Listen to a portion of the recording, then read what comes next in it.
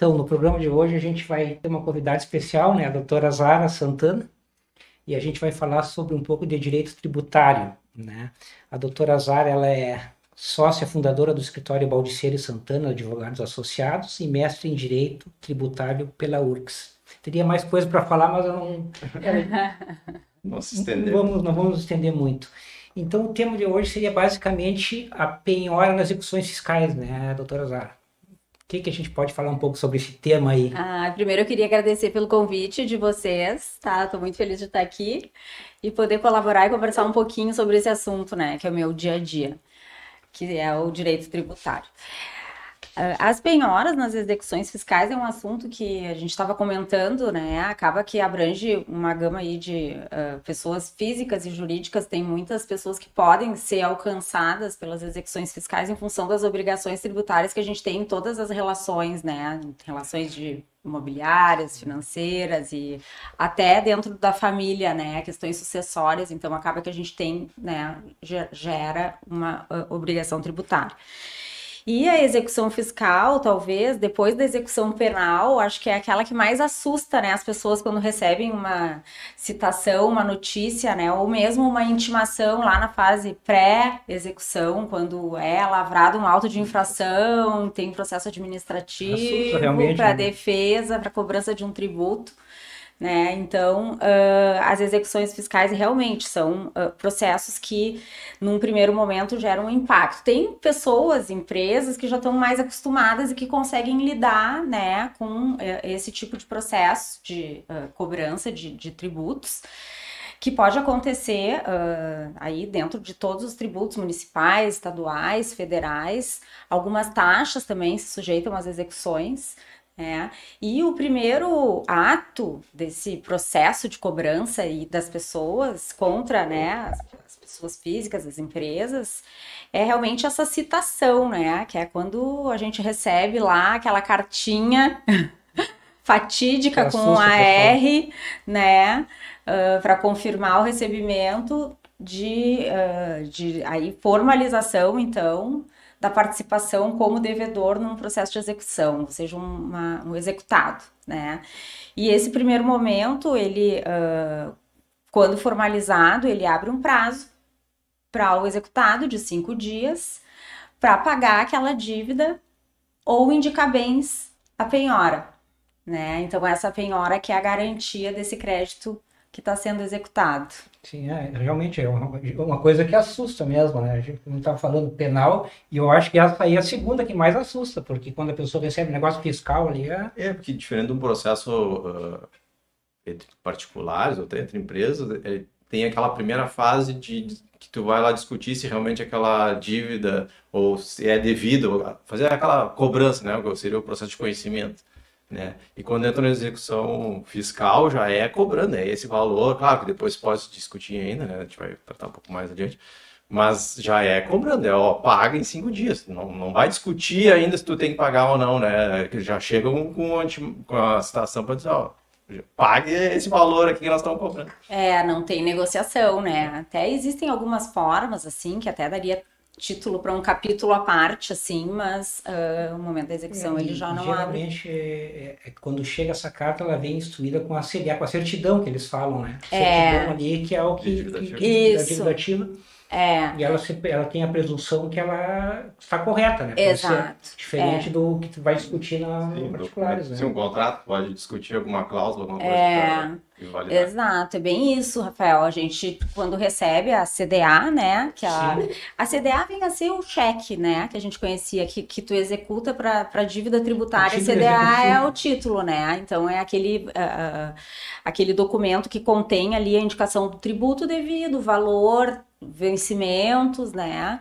E sempre, né? Isso é importante deixar bem destacado, assim, que sempre, previamente a uma execução fiscal, existe um processo de cobrança administrativo. Né? Então, assim, o devedor, o executado numa execução fiscal, ele de alguma forma, né, ele tem um conhecimento já de uma dívida de natureza tributária prévia por conta de uma etapa administrativa que se encerra para dar início, então, a essa execução fiscal. Que é uma etapa também importante, que se pode conversar uma outra vez, porque tem bastante assunto, e que às vezes, ela é menosprezada, vamos dizer assim, pelos devedores, porque acham que aquilo ali não vai implicar em uma exigência muito forte, ou muito breve, ou muito relevante, né? Mas a fase do processo administrativo que antecede a execução fiscal, ela é bem importante e ela é legal por um motivo, porque ela suspende a cobrança. Né? Então, enquanto aquele contribuinte executado, cobrado administrativamente, que recebeu auto de infração, está se defendendo, ele não tem ali nenhuma situação de irregularidade. Sim, ele tem todos os prazos administrativos, né? Como se fosse só que não antes de ser ajuizada, né? Exatamente. Aí, encerrada essa etapa, aí sim, aí se formaliza o título executivo, que seria o cheque, que eu falo que a gente quando vai executar, né? Hoje nem se fala mais em cheque, nem sei o que se executa hoje, que a gente poderia fazer uma analogia. Mas essa CDA é quando o débito é inscrito na dívida ativa daquele ente fazendário, lá município, estado ou a União. Né? E aí ele goza, como diz o Código Tributário, de uma presunção, né, de certeza e liquidez, ou seja, a defesa numa execução fiscal ela é bem mais restrita do que numa execução de outra natureza. Né? Então, na execução fiscal, basicamente, o que se pode alegar é uma questão, são questões mais formais, né, em relação ao valor, ao período, algum tipo de multa que está sendo aplicada, então... Se o tipo de correção, de repente, foi mal aplicada, né? Mas para extirpar, digamos assim, a dívida em si é mais difícil, né? Seria mais uma questão de prescrição, ou decadência, mas fora isso... Algumas vezes a questão de uma divergência de interpretação da lei também, sim. Né? Que dependendo da natureza, né? Tem questões que administrativamente elas não são, vamos dizer assim, aceitas pela administração e é preciso executar, mas o judiciário afasta aquela cobrança. Então, existe esse tipo de situação também, que daí é uma divergência na interpretação da legislação tributária. Isso que a Zara falou é interessante, porque o que acontece? Muitas vezes a pessoa menospreza, está administrativo, não. E ali, salvo engano, ali tem muitas oportunidades, inclusive, de parcelamentos, não é? Sim. Que às vezes é até mais interessante para a pessoa fazer, além de evitar uma execução fiscal no judiciário, ali pode ser negociado. Claro que às vezes não é possível chegar a um acordo, mas muitas vezes as pessoas, como diz a Zara, menosprezam isso aí e vai gerar um problema bem maior, não é? Que poderia ser talvez resolvido numa... Daí é até interessante isso, né? A pessoa vê que é relevante realmente aquilo, ainda que esteja na fase administrativa, né? Que é relevante aquele procedimento. É interessante buscar um advogado, né? Isso é interessante. Até para buscar informação e saber o que pode ainda alegar, o que ele pode... Porque nessa fase administrativa tu consegue, de repente, reverter, né?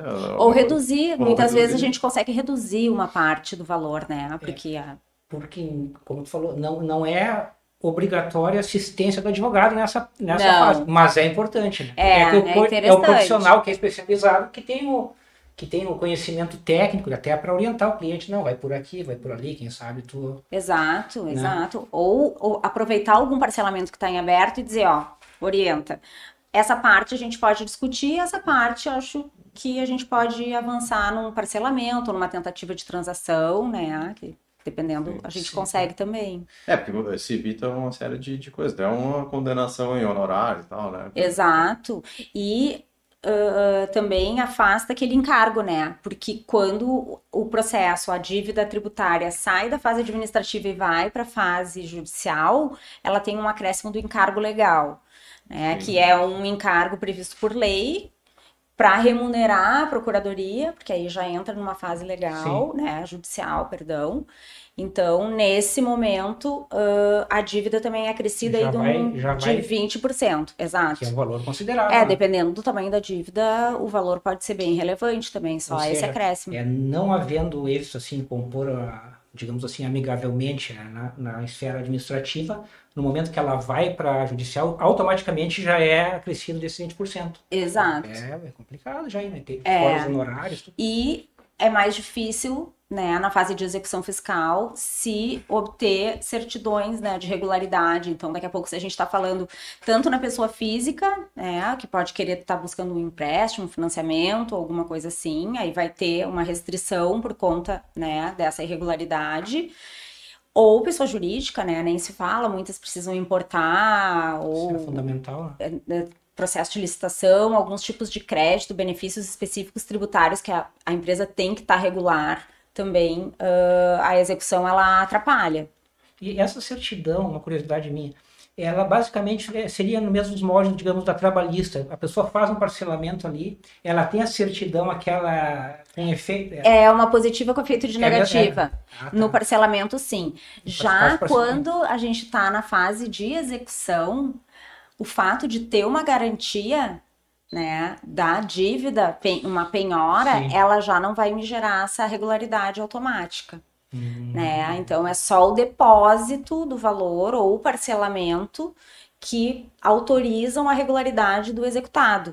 Né? Então, a mera penhora de um bem, digamos, de um bem, ela não implica na regularidade. Então, isso é uma questão que a gente... valor, efetivamente. Isso, porque o Código Tributário, ele tem lá bem restritas e taxativamente previstas as é bem específica essa questão, né? Hipóteses, que de regularidade que suspende, né? Então... E aí tá, prosseguindo, assim, tipo, a pessoa é citada para pagar em 5 dias, né? Isso. Ou indicar bens seus, né? Que possam ser penhorados. Isso. Pode ser de terceiro também, né? Pode ser bem de terceiro. Daí tem que apresentar uma autorização daquele terceiro. Né? Existem situações também no código, lá na lei de execuções, que falam daqueles representantes ou responsáveis, né? Aí, por exemplo, o administrador judicial, em caso de falência, enfim, aí tem os terceiros especificamente arrolados lá, como também. Mas nesses 5 dias é a oportunidade que o executado tem para eleger dentro do patrimônio, né, o que ele poderia apresentar, né? E muitas vezes essa situação ela é bastante delicada porque ou não é observado esse prazo, né, pelo executado em garantir ou tomar alguma outra medida, né, procurar um advogado, enfim, para fazer algum outro tipo de defesa. E hoje está muito comum nas execuções fiscais a determinação de bloqueio de contas. Então, muitas vezes o executado ele acaba, se perde aí esse procedimento de acompanhar a execução direitinho, de atender os prazos, ele acaba sabendo do efeito mesmo quando ele chega no banco e não tem. Hoje abre o aplicativo, né? Na verdade. Hoje é tudo eletrônico, né? Até a penhora, ela é feita eletronicamente. Exato, e aí aquela conta vai ficar bloqueada. Então, mas nesses 5 dias o executado ele pode, né, indicar preferencialmente dinheiro, né? Aquele bem indicado, a penhora, ele é submetido aí a uma manifestação da Procuradoria, do município, da União, para dizer se concorda ou não concorda. Muitas vezes a Procuradoria não concorda. Então, a gente tem situação assim de carros carros novos, e a Procuradoria, sempre que pode, ela contrapõe, não aceita, porque ela prefere dinheiro. Né? Mesmo, digamos que o bem, vamos dar um exemplo de um veículo com um valor que cubra, seja livre de ônus, eles podem recusar, e aí vai ficar a critério do juiz. Mas quem decide essa análise é o juiz. Exato, vai ficar a critério do juiz. Por isso que é interessante também apresentar, sim, ou dentro do possível chegar no juiz tem um rol, né, de preferência. O dinheiro seria o principal. Sempre, exato. E aí depois os demais, né? Até pode negar com base nesse rol, né? Não, quero ver se tem dinheiro, não quero. Digamos, a tranquilidade da pessoa fazer depósito de dinheiro é que, depositando o valor, ela está segura que ao menos ali vai estar, não sendo dinheiro, sempre dá margem para uma recusa, digamos assim. E eu acho também que a fazenda acaba não querendo, por exemplo, carro é uma coisa que vai se desvalorizando. Né? Às vezes o processo demora, né? Dentro dos trâmites normais do judiciário. Sim. Acaba demorando e vai se deteriorando esse valor, daqui a pouco isso já não é tão interessante, né? Até porque eu acredito, a Zara pode nos confirmar, que nessa parte tributária deva ser o próprio devedor que fica como fiel depositário, digamos, ele que fica com o bem, né? Então pode... Exato, é isso aí. Ele fica como fiel depositário. Mas a gente evita, como advogado, a gente evita, né, onerar demais aquele executado. Então a gente precisa sempre sentar, avaliar o caso, né, das opções, do que teria para apresentar. Existe a possibilidade de emitir uma fiança, né, para pagar um seguro fiança, um seguro calção. Também né, são também situações que hoje a execução está evoluindo para receber esse tipo de garantia também. Mas a gente sempre parte da ideia que esse crédito tributário, que é o valor executado, que ele sempre tem um privilégio na execução, né? Então, assim, abaixo das execuções trabalhistas vem a execução fiscal, né? Então, assim, ela só, digamos, em termos de privilégio, ela só perde para uma execução trabalhista, né? Mas no mais, por isso que acaba que a gente precisa ter um certo cuidado para indicar um bem. Mas também a gente tem que tentar onerar o mínimo aquele executado, né? Especialmente, né, quando a gente está trabalhando com um executado que ele já está numa condição financeira mais desgastada, né? Porque uma coisa é uma execução por uma dívida que tu deixou de pagar, porque, enfim, não observou lá alguma questão de prazo e perdeu o boleto, o carnê, né? O boleto, né?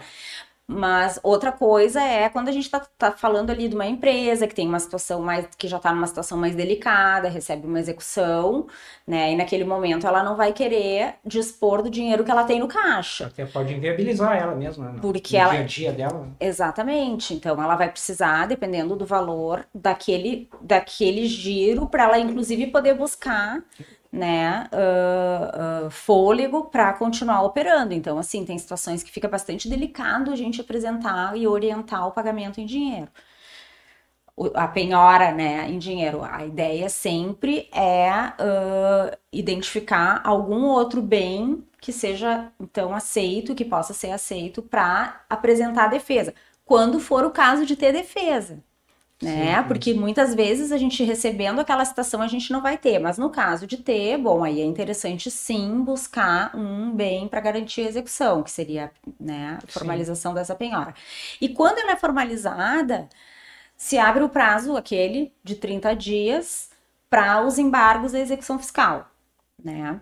Que é a defesa clássica da execução fiscal para o executado, e que permite aí uma certa dilação probatória, mas como falei, assim, a matéria sempre ela é bem mais restrita, né, porque a gente já não vai poder dizer, não, eu não devo. Não, isso aí tu teria que ter dito em outro momento, né, a dívida já tá lá, é difícil. Mérito em si não vai ser discutido. O mérito mas tem questões processuais que podem ser trazidas também de forma antecedente numa exceção de pré-executividade, que é uma outra defesa. Justamente. A exceção de pré-executividade, a princípio, é uma defesa, mas ela é bem menos abrangente, digamos, do que os embargos, não é? É porque ela não te permite, na exceção, tu pode trazer só questão, assim, processual, né, de direito... Algum erro, assim, material, até na própria... A legitimidade, Isso. A decadência, a prescrição, que seriam matérias preliminares nos embargos de execução, a gente pode trazer na exceção de pré-executividade, né? Com o detalhe que para a exceção de pré-executividade a gente não precisa garantir o juízo, né? Daí, ou seja, não usa penhora, né? Sim. Seria um primeiro passo de avaliar, eu acho que o cliente com seu advogado, se há essa possibilidade de uma exceção de pré-executividade, para discutir aí a legitimidade, decadência, alguma questão formal de não ter havido uma nulidade no processo administrativo, né? Existem algumas questões assim que podem ser trazidas sem a necessidade da penhora.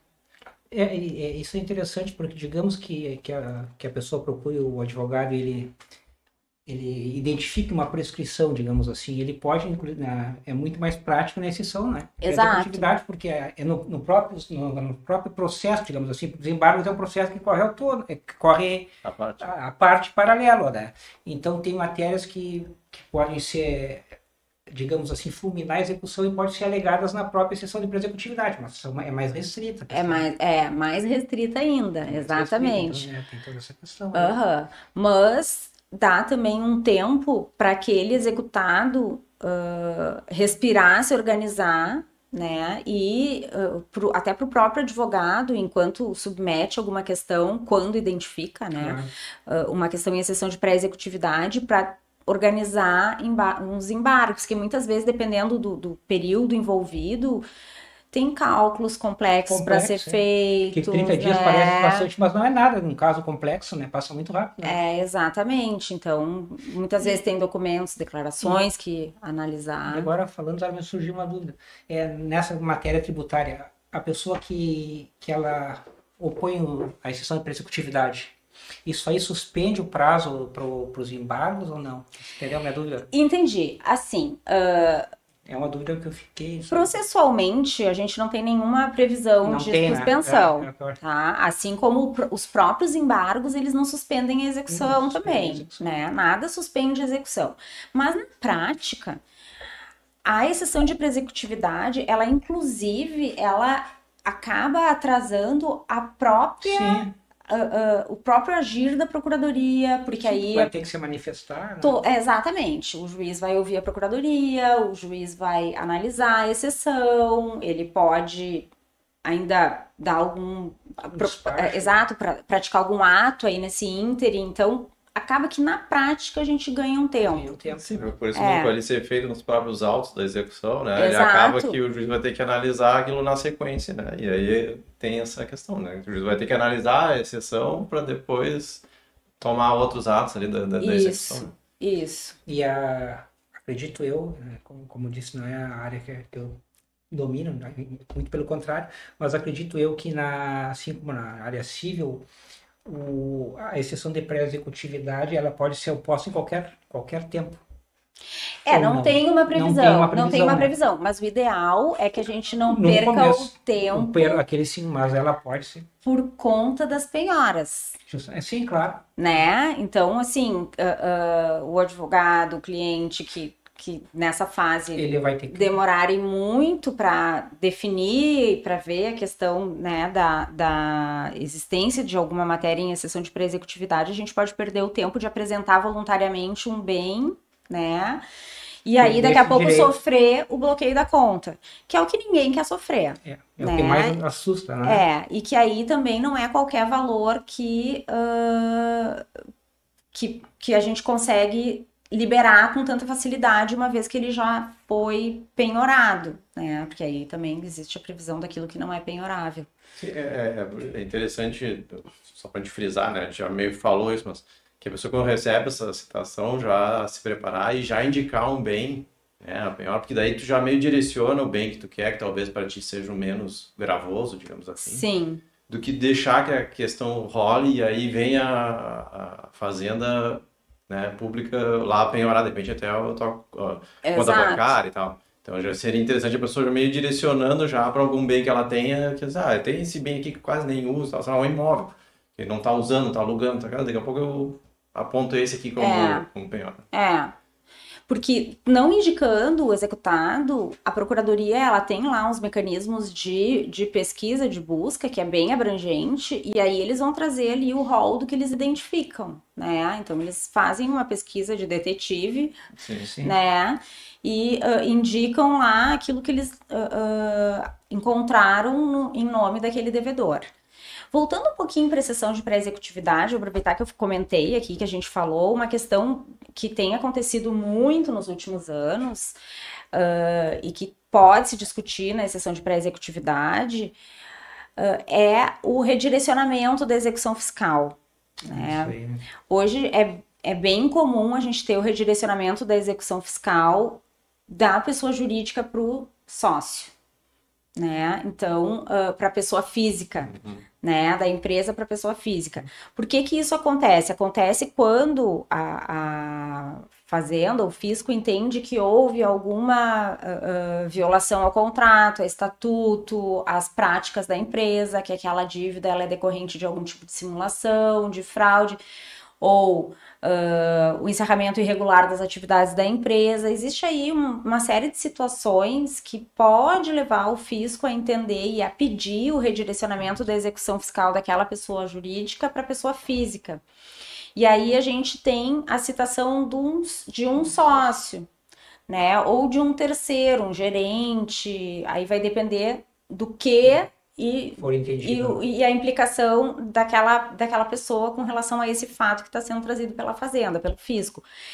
E muitas vezes esse redirecionamento ele passa por cima de algumas garantias, né, que permitem uma defesa preliminar em exceção de pré-executividade. Não dá para dizer que é sempre, né?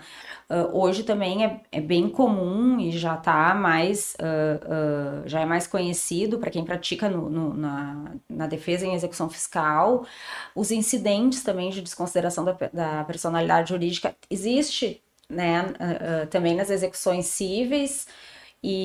Mas no direito tributário a gente tem visto bastante as procuradorias, né, propondo esses incidentes de desconsideração da personalidade jurídica já contra pessoas, empresas que são devedores mais recorrentes, né? Sim, e que já têm contra essas empresas execuções e que não se identificam bens que possam garantir essas dívidas, e aí as procuradorias ingressam com esses incidentes de desconsideração da personalidade jurídica, e aí o sócio ou o gerente, a pessoa física, vai ter que se defender também. Sim, isso é interessante para a pessoa que está assistindo aí e é leiga no tema, o que vem acesso e redirecionamento, né, para a pessoa física.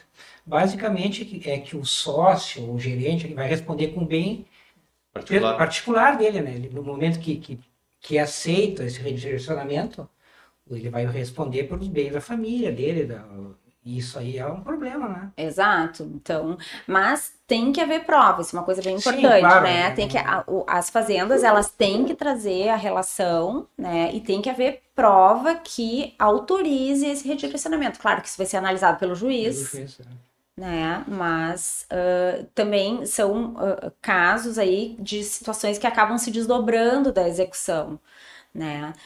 Nessa fase aí de garantia, porque uma vez garantida a execução, e aí se partindo para a defesa em embargos, a execução fiscal, a gente vai ter bem ou mal um processo de conhecimento. Sim. Onde, mesmo que seja limitado. Mesmo que seja limitado, às vezes a gente pode até tentar uma perícia, dependendo da situação, para trazer questões assim mais formais com relação ao cálculo, né, a erros. Aí vai muito do juiz também. Vai muito do juiz. Mas ele tem essa, digamos, faculdade de ser mais flexível. Sim. E, realmente, é um caso de uma perícia, eu vou autorizar isso. Exato, E outra coisa que acontece muito nas execuções é já o contribuinte já ter, e aí não é o caso daqueles que a gente falou lá no início, que foram surpreendidos com uma citação numa execução. Não, o contribuinte já sabe que ele é devedor, ele não concorda, e aí ele propõe uma ação anulatória. Aí ele tem uma ação anulatória, uma execução, os embargos de execução. Essas também são situações que acontecem, que a gente tem vários processos tramitando com relação à mesma dívida, né?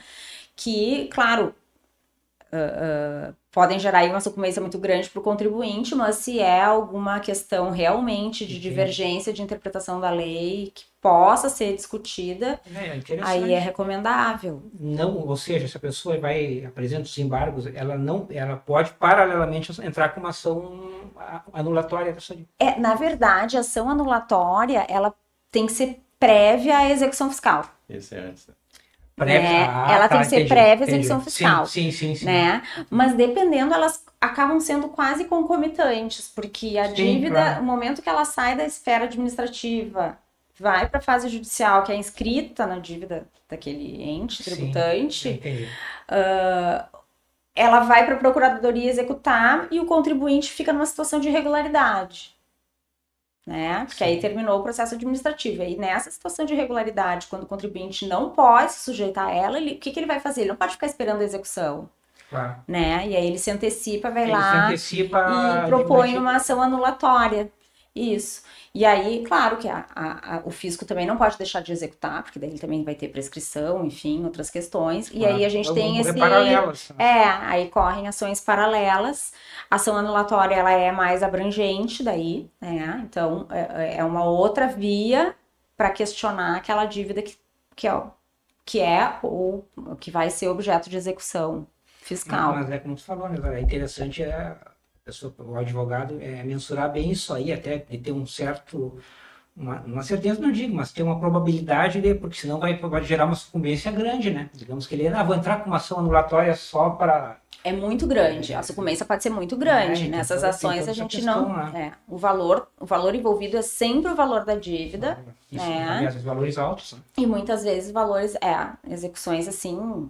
A gente tem aí execuções que vão para milhares, né, de reais. Sim, daqui a pouco tu resolve usar todos os teus meios de defesa, a dívida fica realmente grande. Né? Vai criar outra dívida.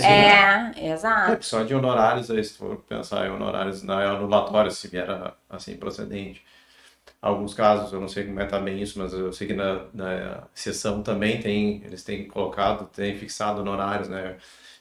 E ainda depois nos embargos se faz também, tem honorários para quem perde. Sim, exato. Pode onerar muito, né? Então, tudo é uma questão, assim, de analisar as viabilidades de defesa, a chance de êxito, entendimentos, né, dos tribunais. Existem questões que são bem específicas, existem outras que já são mais acessíveis, que a gente sabe que não são devidas, mas que por algum entendimento o fisco acaba ainda propondo execuções. Um caso bem conhecido que teve aqui, até falando de Porto Alegre, era a questão do ISSQN por profissional, nas sociedades profissionais, se cobra sobre a alíquota sobre a receita, ou se cobra o valor fixo, né, por profissional. Esse é um caso de execução bem clássico aqui, em que se tem uma divergência e que na via judicial o contribuinte consegue derrubar esse tipo de cobrança, né? Aí todos os profissionais liberais que podem formar, não só os advogados têm uma liminar já, e uma liminar não, já tem um entendimento favorável, mas aí tem as outras classes, né? Desde médicos. Existem várias questões de tributação também sobre clínicas médicas, em que a gente sabe que a Receita Federal, com relação ao imposto de renda e contribuição social, tem um entendimento, mas que a via judicial favorece a desoneração dessas clínicas, então também precisa analisar a possibilidade de êxito, né? Quando existe essa possibilidade, aí é uma questão de só organizar a estratégia, alinhar bem com o cliente, né, para ver o que se vai fazer. Porque justamente as pessoas têm muito o imaginário comum, direito tributário está falando geralmente de empresas, pessoas jurídicas, assim, não é o caso, né? Envolve muito pessoa física, profissional liberal, enfim, é uma área bem grande, né? Que abrange isso aí. Até às vezes a constituição de essas holdings que querem usar a isenção do ITBI para incorporar bens. Tem uma questão de divergência de interpretação que está aí bem atual, né, em relação à incidência ou não incidência do TBI, dependendo da situação, e em que há também uma divergência de interpretação do município de Porto Alegre com o judiciário, né? Então são várias situações, e aí a gente precisa colocar até para ver a realidade daquele executado, a viabilidade dele pagar aquela dívida. Muitas vezes ele não tem, e aí o trabalho do advogado é só colocar de forma que quando vier um parcelamento ele vai poder de alguma maneira então digamos assim, minimizar o prejuízo. Exato. De uma forma que ele possa ter o mínimo prejuízo possível. E se organizar daqui a pouco também para conseguir pagar, né? Exato. E hoje a gente tem isso bem presente, assim, faz parte, né? E existem vozes de todos os lados, né? Favoráveis ou desfavoráveis, mas fato é que Todos os entes tributantes, eles oferecem, disponibilizam programas de parcelamento, até com fins arrecadatórios, claro, mas Sim, mais ou que, menos. por outro lado, né, eles dão aí um perdão de multa, de juros, que acaba atraindo, né? Agora há pouco, o município de Porto Alegre encerrou o Recupera Poa, né, que foi um programa aí de pagamento de dívidas municipais de natureza tributária que deu aí o abatimento de multas e juros bem interessantes, né? E acaba sendo interessante para os dois lados. Por exemplo, para o ente que tem uma dívida que a princípio poderia considerar, digamos assim, bem que perdida, ele vai abrir mão de um certo valor, mas vai propiciar que aquela pessoa ela vai pagar um valor mais baixo, mas ela vai ser, digamos assim, ficar legalizada e, de certa forma, digamos, a prefeitura ela vai receber um valor, então vai ficar sendo bom para as duas partes, né? Porque a gente também não pode esquecer que a execução fiscal no Brasil é aquele gargalo, tanto no judiciário, em termos de volume, como em termos de tempo de processo, né? Sim. É um processo que demora muito tempo, a gente tem aí uma chance, assim, de não realização, de impossibilidade de cobrança, porque os credores, os executados, realmente não têm recursos, né? Mas as execuções, o procurador não pode abrir mão, né, de cobrar, sim. Então acaba que a gente tem essa bola de neve aí que... E acaba onerando o judiciário, digamos assim, em termos de demanda, né? Que isso aí, demanda de pessoal, de tudo, uma coisa que poderia ser resolvida num parcelamento, né? Isso é interessante também. A própria transação tributária é uma alternativa que está vindo, né, nos últimos anos, aí, nos últimos 4 anos, foi ali pela pandemia, eu acho que foi no 2020, saiu a lei da transação tributária. Aos pouquinhos, a União, o município já regularam, né, a transação, então hoje ela existe. Claro que a transação ela serve para encerrar execuções fiscais em relação àqueles devedores que têm menor capacidade de pagamento, né? Então, quanto menor a chance de executar um credor, um devedor, né, de realizar aquele valor, melhor é a condição da transação tributária. Então, isso é um outro caminho aí nesse bolo da execução fiscal. É como existe tantos, digamos, meandros, né, na execução fiscal, no direito tributário, por isso é importante procurar um profissional realmente que atue nessa área, que tenha o conhecimento, que está sempre estudando, porque isso aí muda muito, né? A legislação, instruções normativas, enfim, então é importante. Cada caso, entendimento, né, dos tribunais. O caso concreto, o profissional do direito tributário, ele vai analisar o caso concreto e aquele caso ali, ele pode ter alguma coisa que possa, digamos, se não é uma defesa que possa desonerar, só mitigar melhor, né? Até essa questão assim, porque o tributário tem muita mudança na legislação, né? E às vezes assim, o fato gerador, a lei que vai ser aplicada é do fato do gerador, na época do fato gerador, né? E às vezes há uma mudança e aí se aplica uma regra nova, mas o fato gerador foi sobre uma lei antiga, né? Então teria que se aplicar aquela regra. Então tem tudo isso. E aí que, claro, o leigo não vai saber qual é a regra que aplica, o que dá para aplicar, né? Se está certo ou está errado. Então é interessante sempre buscar, né, um profissional para te explicar e minimizar todos esses erros, esses prejuízos, digamos assim. Sim. Dizer, isso aqui dá para a gente discutir. Isso aqui não adianta discutir, tu vai discutir, vai só perder, né? Vai acabar tendo... Vai gastar com advogado, vai gastar com custos, vai ter custos, sucumbência. Vai ter sucumbência no processo, então melhor deixa isso aqui, a gente resolve. Exato. E tem tratamentos específicos da própria lei, né? Empresas, assim, situações de insolvência, de recuperação judicial, falência, são situações que a própria lei dá tratamentos diferentes na execução fiscal para o executado. Então, tudo isso a gente tem que considerar, né? Quando a gente vai analisar. Sim, na verdade, o advogado, o tributário, ele é o primeiro juiz da causa, ele que vai analisar ali e vai ver o melhor caminho, né? Sim, com certeza. E só para a gente só continuar ali naquele processo de execução, né? Uma vez penhorado, um bem imóvel, e tu tendo teu processo de embargos, né, julgado improcedente, esse bem vai para a asta pública, né? Vai para leilão, né? Exato. Ser mais, Exato. Quando a penhora é sobre um bem imóvel, a gente tem o leilão, né? Bens que sejam, né, passíveis de venda, pode ser veículo, aeronave, sim, né, embarcação, essas coisas. Então, ele vai, na medida que ele liquidou o crédito, ele, se tiver um saldo, ele volta para o executado. Se não tiver, e muitas vezes não tem, porque aquela dívida tributária, ela cresce muito durante o período de execução em relação à valorização do bem, né? Então, muitas vezes aquele bem já não cobre mais toda a dívida. Então, a gente tem aí um pedaço da execução que pode continuar seguindo, né? Mas, de qualquer forma, indo leiloado, vendido aquele bem, aí a gente vai extinguir na proporção, né, a dívida tributária. E aí, acabou. Sim. Né? Aí encerra a cobrança. E essa questão é interessante, porque a pessoa, não, mas o processo, eu vou empurrar o processo, digamos assim, falando vulgarmente, mas isso, a proporção do que essa dívida vai crescendo, às vezes é muito maior do que aquele bem que está. Então, na verdade, ele está perdendo, vai perder dinheiro, né? Então, tem que ter esse cuidado, realmente, né? Hoje o crédito tributário, ele é atualizado pela Selic.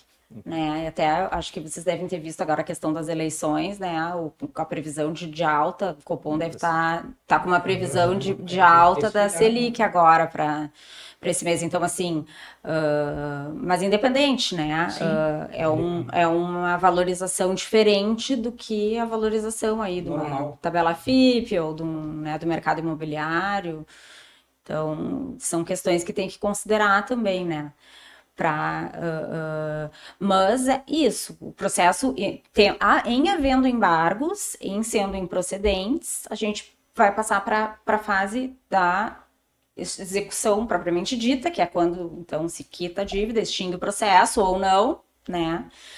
Com a exceção de pré-executividade é mais ou menos a mesma coisa, se a exceção de pré-executividade, que é essa defesa que não precisa de garantia, ela é improcedente. Aí a gente tem que passar para análise de se vale a pena garantir aquela dívida e embargar ou não, né? Ou a gente já liquida ali aquela execução. Então ou, claro, sempre, a qualquer momento, a possibilidade de parcelamento da dívida, né? Sejam os parcelamentos ordinários que existem, né? Tanto no município, estado, União, né? Tem os parcelamentos ordinários, que são aqueles de 60 meses, com juro padrão e tal, sem nenhum tipo de desconto, só a dilação mesmo do prazo. Só parcial. Ou os parcelamentos específicos, que são os programas, né, especiais, assim, que é o que a gente fala, são os refis, né, que é o refis mais conhecido lá, que vem de muitos anos, que é o federal, mas aí o estado às vezes faz refis, aí só muda o nome, depende, e o tipo de crédito, né. Então, por exemplo, hoje a gente tem aberto... em termos de dívida federal, a gente está com duas possibilidades de transação tributárias abertas para empresas do Simples, né? São transações tributárias por adesão, então já está lá o edital, as condições, o contribuinte devedor adere ou não, é uma transação por adesão, né? Porque a transação, aquela que o contribuinte apresenta um plano de pagamento, ela é bem mais restrita, o débito tem que ser bem maior do que isso 100 milhões. No momento, se ela não adere, esse refis, digamos assim, e aí a ajuizada, ele ele não tem mais direito a esse refis. Perdão, não entendi a ordem. Digamos assim que ele tem essa possibilidade do refis, ele não... Sim. E é ajuizada essa execução fiscal, ele automaticamente ele perde ou ele pode. Vai depender do tipo de programa. Tá certo. Né? Entendi. Tem programas que tu... Depende muito do... Depende. Não necessariamente ele pode, talvez, depende do caso concreto. Porque cada programa de parcelamento tem uma lei específica. E só por lei que pode ser feito. Sim, não pode ser negociado. Muitas vezes... A pergunta clássica que chega no escritório, mas não dá para ir lá na Receita para falar com eles para ver o que dá para fazer? Não dá. Sim. Não dá. Não dá para ir na Procuradoria ver o que dá para fazer? Não dá, a gente tem que ver o que está disponível em termos de ferramenta jurídica, legal. Sim. Não tem sentar e fazer um acordo. Aí isso é entre particulares, né? Particulares, claro. Então, execução fiscal, a gente não tem isso, mas não adianta. Sempre tem Sim, essa é. pergunta. Doutora, mas não Não dá negociar. para ir lá falar, mas e se eu fizer isso? Se eu oferecer tal coisa, será que eles não dão um desconto? Sim, Não. Mas eu quero pagar, não é assim, né? Não dá mais. Eu não sei, eu acho que claro, o assunto ele é muito amplo, né, Lara? Mas eu acho que a gente, assim, via regra, deu para dar uma noção boa, a Zara nos deu uma boa aula aqui sobre essa questão, eu acho que basicamente é isso, tem tema para muito mais, né? Mas Sim, dá para desdobrar em vários capítulos. Mas foi bem interessante, bem interessante. Que bom. Agradecer a tua presença, agradecer bastante. E aproveitar também para o escritório da Zara, Baldiceira Santana Advogados Associados. Tem o seu site, alguma coisa que tu possa dizer para o pessoal aí que queira um contato. Tem site, né, Laura? Primeiro, te agradecer também a oportunidade. O site é www.baldiceiresantana.adv.br, ou por intermédio de vocês, Também. né? Procura, Instagram, vocês têm também a gente tem o Instagram, é Baldiceira e Santana.advogados. Se eu não me engano, mas se botar Baldiceira e Santana, vai achar ali no Instagram, já não lembro mais o... Hoje em dia, cada vez mais isso aí facilita, né? Isso.